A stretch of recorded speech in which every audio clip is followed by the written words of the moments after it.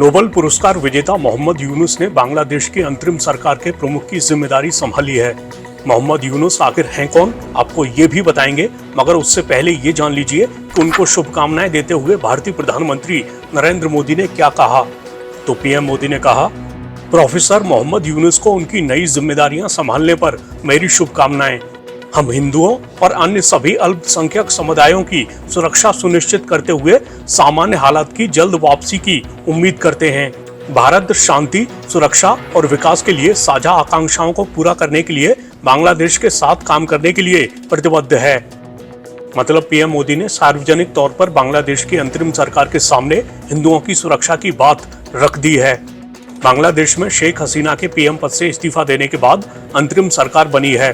भारी हिंसा और बड़ी संख्या में लोगों की मौत के बाद शेख हसीना ने इस्तीफा दिया था। वो इस्तीफा देते ही बांग्लादेश से भारत आ गई थी।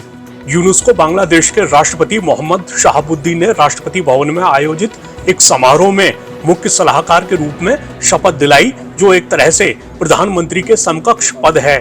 बांग्लादेश की अंतरिम सरकार के मंत्रिमंडल के बाकी सदस्य मुख्य रूप से नागरिक समाज से जुड़े लोग हैं और इसमें छात्र आंदोलन के नेता भी शामिल हैं।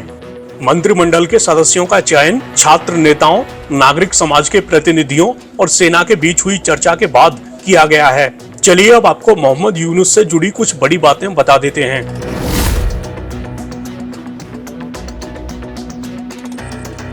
यूनुस को सबसे गरीब लोगों का बैंकर भी कहा जाता है।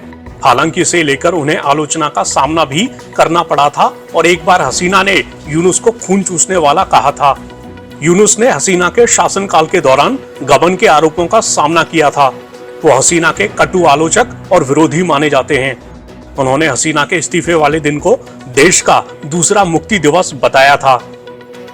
पेशे से अर्थशास्त्री और बैंकर यूनुस को गरीब लोगों, विशेष रूप से महिलाओं की मदद के लिए माइक्रो क्रेडिट के इस्तेमाल में अग्रणी भूमिका निभाने के लिए साल 2006 में नोबेल पुरस्कार से सम्मानित किया गया था।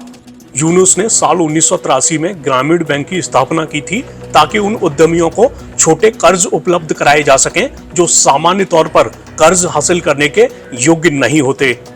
हसीना सरकार के दौरान यूनुस पर गरीब ग्रामीण महिलाओं से कर्ज वसूलने के लिए बल और अन्य तरीकों का इस्तेमाल करने के आरोप लगे थे।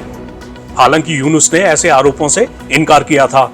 हसीना की सरकार ने साल 2011 में बैंक की गतिविधियों की समीक्षा शुरू की और यूनुस को नियमों का उल्लंघन करने के आरोप में प्रबंध निदेशक के पद से हटा दिया गया था। साल 2013 में उन पर बिना सरकारी अनुमति के धन लेने के आरोप में मुकदमा चलाया गया। यूनुस के समर्थकों का दावा है कि हसीना के साथ उनके खराब संबंधों के कारण उन्हें निशाना बनाया गया।